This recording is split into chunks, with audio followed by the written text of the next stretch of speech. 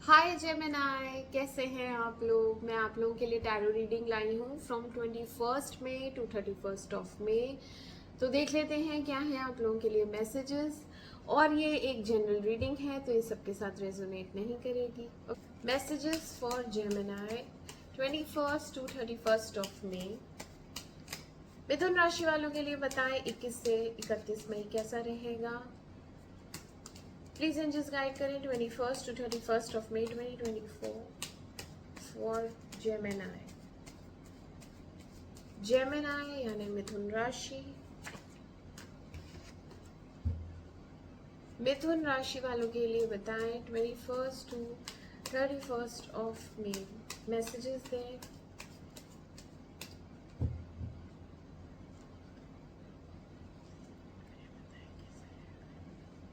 21 to 31 May.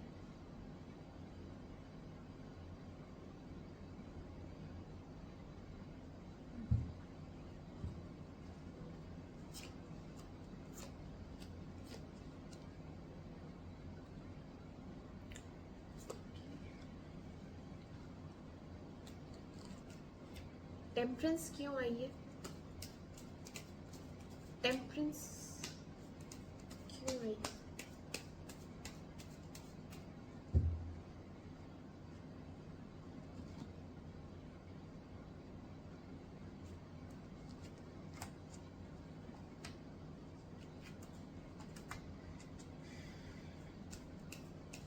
9 of sword क्यों है?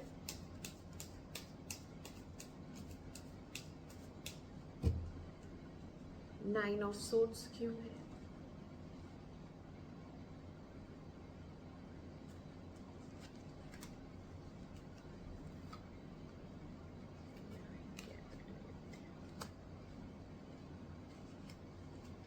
Emperor क्यों आया है? एम्परर क्यों आया है?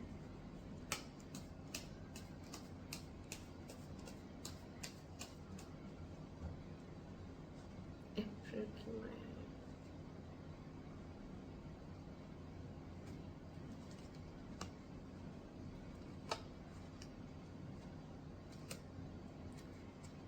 फोर ऑफ कप्स क्यों आया है?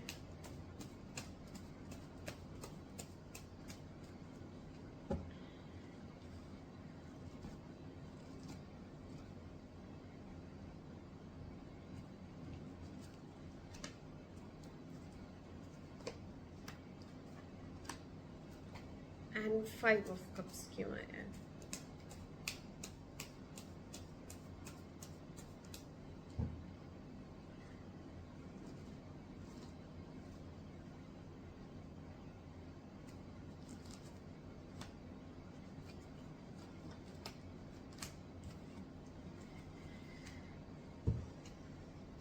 ओके जेमिनी, आपकी रीडिंग स्टार्ट करते हैं। आपने किसी को रिजेक्ट किया था और अब आप रिग्रेट कर रहे हैं, ठीक है। तब तो कोई ऐसा कुछ था नहीं कि उस इंसान के प्रति कोई आपके मन में कुछ था, इसीलिए आपने उसको रिजेक्ट कर दिया था। आपको कहीं और से ज़्यादा अच्छा ऑफर आया हुआ था, देन आपने सोचा ये नहीं चाहिए, ये बेटर है, तो आप उसको छोड़ के दूसरे के पास चले गए। बट अब आपको रियलाइज हो रहा है, यहाँ पे कुछ रियलाइजेशन हुआ है कि जिसको आपने रिजेक्ट किया वो बेटर ऑप्शन था, वो ज्यादा अच्छा था। Now you are feeling sorry कि मैंने तो इसको बेकार में ही धोखा दे दिया, ठीक है। अब इस आपको वापस आना है इस इंसान के पास। यहाँ चीजें खत्म हो चुकी हैं, एंडेड। जिस दिन आपने उस इंसान को छोड़ा उस दिन ही ये रिलेशनशिप एंड हो गया था, जो भी रिलेशनशिप था। बट अब आपको लग रहा है, रियलाइजेशन हो रहा है कि ये अभी खत्म हुआ नहीं है पूरी तरह। अगर मैं चाहूं तो मैं फिर से रिवाइव कर सकता हूं, ऐसा लग रहा है। क्योंकि यहाँ आप वापस से उस इंसान से रिकनसाइल होने का सोच रहे हैं, उस इंसान को सॉरी बोलने का सोच रहे हैं। बट आप अभी जाएंगे नहीं बात करने, अभी टाइम है। अभी नहीं जाएंगे, थोड़ा देर में जाएंगे, क्योंकि आप अपनी तरफ से क्लैरिफिकेशन तैयार कर रहे हैं। आप क्या बात करेंगे आप वो सोच रहे हैं। अभी थिंकिंग चल रही है, अभी बहुत प्लानिंग चल रही है ना। यहाँ पे मिसअंडरस्टैंडिंग्स हुई हैं, क्लियरली आपकी तरफ से गलती हुई है, तो आप उसको ऐसा तो नहीं कहेंगे कि हाँ भाई मैंने गलती की। कुछ तो बात करेंगे जिससे वो इंसान को लगे जेन्युइन कि हाँ भाई ये जेन्युइनली गया था मुझे छोड़ के, तभी तो वो वापस लेगी। बट आप बहुत डिसअपॉइंटेड एनर्जी में रहेंगे, बहुत बहुत सैड एनर्जी रहेगी। 21 में 22 में आप काफी सैड दिख रहे हैं, यही लॉस की वजह से बहुत बड़ा लॉस लग रहा है आपको, और किसी को भी अपना मुंह नहीं दिखा रहे, दुखी एनर्जी है, sad, there is something very sad about it, जो है उस पर भी ध्यान नहीं दे रहे हैं। आपको रियलाइजेशन हुआ है कि आप इस इंसान से प्यार करते हैं, जैसे ही उससे दूर गए और किसी तीसरे के पास गए हैं तो भी आपने रियलाइज किया वो इंसान बहुत बेटर था और आप उससे बहुत प्यार करते हैं और उसके बिना आप खुश नहीं हैं। बहुत इमोशनल फील कर रहे हैं, डिसाइड ही नहीं कर पा रहे हैं, कुछ चीजें आपके मन में ही हैं। सबसे मेन तो यही दिक्कत आ रही है कि आपको उसको सॉरी बोलना है और बातचीत नहीं है, बिल्कुल बिल्कुल बातचीत नहीं है। अब पता नहीं वो इंसान आपसे बात करना चाहता भी है कि नहीं, और जहां आप गए ना उसको छोड़ के, वहां पे आपकी नीड्स फुलफिल नहीं हुई, इमोशनली आप वहां पे भी लैक कर गए। आपको उस इंसान ने समझा नहीं, आपको उस इंसान ने वो कंफर्ट प्रोवाइड ही नहीं किया। In fact you are the provider, आप ही देती जा रही थी और आपको मिल नहीं रहा था, जबकि पहले वाले इंसान जिसको आपने छोड़ा उसके साथ ऐसा नहीं था। वहां आपका फिर भी इमोशनल कुछ कनेक्शन था, लेकिन जहां अभी आप थे वहां पे तो बिल्कुल भी नहीं है। तो यहाँ पे कुछ इमोशनल हो रहे हैं, ज्यादा ओवर इमोशंस याद कर करके, बहुत ज्यादा प्यार फील करके, और एक लॉस की एनर्जी है कि अब पता नहीं अब दोबारा कभी हम मिलेंगे कि नहीं, तो वो एक सैड एनर्जी है कि मैंने उसको हमेशा के लिए खो दिया, दुखी एनर्जी।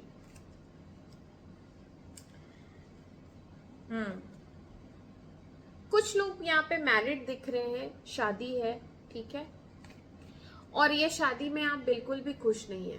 इस शादी में अब वो पहले जैसा पैशन नहीं रहा, इस शादी में अब आपको बोरियत होती है, ये डल और आलसी और जैसे इंटरेस्ट नहीं खत्म हो जाता है, तो you have lost interest in your marriage. ये शादी सिर्फ बच्चों के लिए टिकी हुई है, यहाँ पे कोई पैशन नहीं है, कोई अट्रैक्शन नहीं है, कोई प्यार मोहब्बत नहीं है, फिजिकल भी नहीं है, इमोशनल भी नहीं है, तो आप दुखी हैं। आपने फिलहाल के लिए बहुत सी चीजें भगवान पे छोड़ी हुई हैं, बट भगवान जी कह रहे हैं कि उठो और अब अपने लिए कोई एक्शन लो। अब कब तक वेट करते रहोगे, चेंजेस लाओ। ये एक अनकंफर्टेबल सिचुएशन है जिसमें से आपको निकलना है। आप बहुत अनकंफर्टेबल हैं इस शादी में, आपको बिल्कुल अच्छा नहीं लग रहा है, लेकिन क्योंकि बच्चे हैं इसलिए, और एक कमिटेड रिलेशनशिप एकदम से तोड़ना ये आसान तो होता नहीं है, तो आप किसी तरह अपने इमोशंस बैलेंस कर रहे हैं। आप सब्र रखे हुए हैं, शांति रखे हुए हैं, उस इंसान के पास वापस जाने का सोच रहे हैं और समय का इंतजार कर रहे हैं कि जब सही समय आएगा तब मैं उसके पास जाऊंगा जरूर और बात करूंगा। सही समय का इंतजार कर रहे हैं।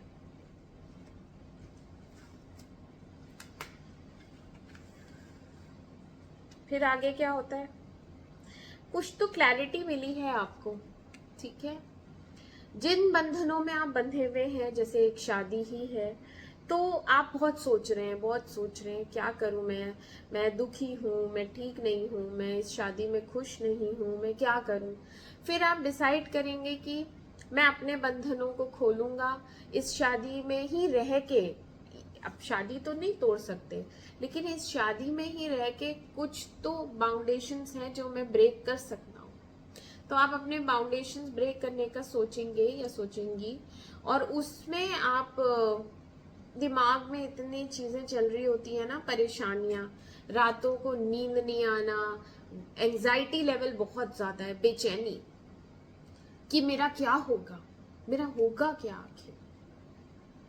क्योंकि शादी में भी आपको लग रहा है डिसअपॉइंटमेंट तो है ही, धोखा भी मिला हुआ है कुछ लोगों को, और कुछ लोगों के तो कनेक्शन ही नहीं है, इमोशनल, फिजिकल भी नहीं है, इमोशनल भी नहीं है, तो प्यार ही नहीं है, कैसा भी प्यार नहीं है।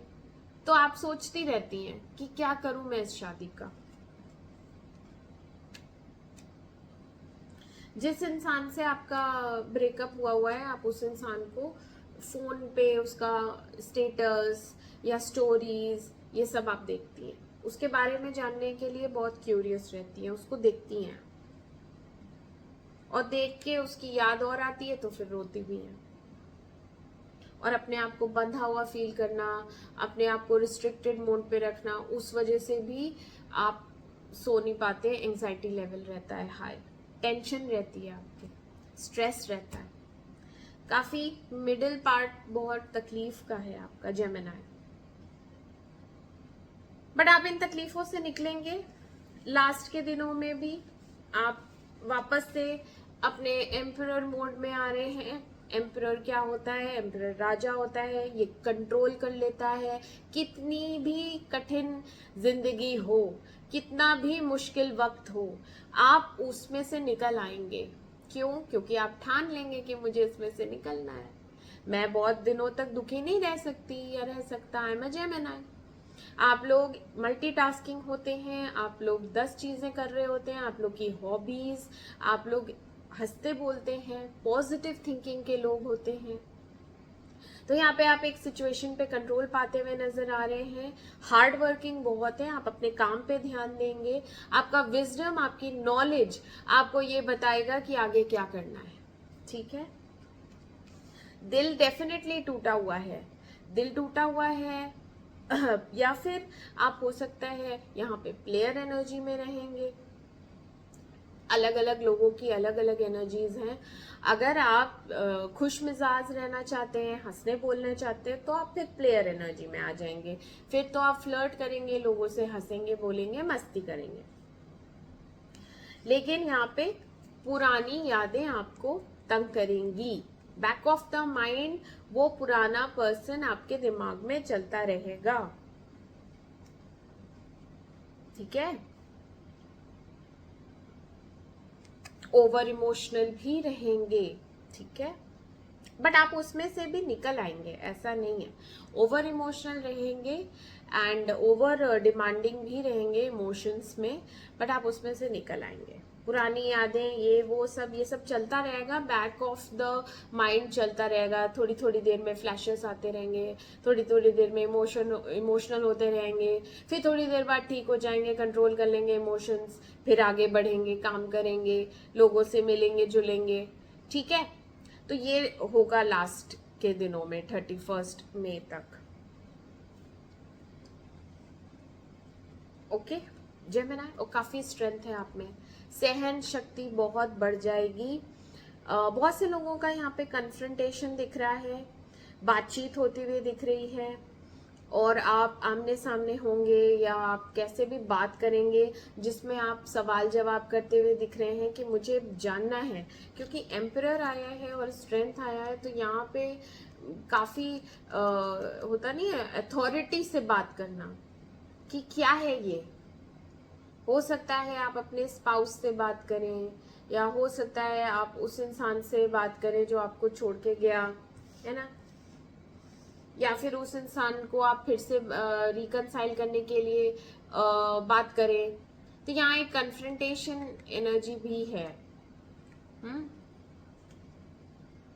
बट यहाँ विक्ट्री भी दिख रही है मुझे, सक्सेस दिख रही है। इन दोनों कार्ड से तो मुझे लग रहा है आपको सक्सेस मिल जाएगी। यस। तो जो आप चाहते हैं वो आप हासिल कर लेंगे जेमिनी। लास्ट के दिनों में ये चीज होगी। ओके जेमिनी, तो ये थे आप लोगों के लिए मैसेजेस, और मैं आपसे मिलती हूँ आपकी अगली रीडिंग में। तब तक के लिए मेरे चैनल को लाइक करें, सब्सक्राइब करें। Do take care of yourself. Bye bye bye.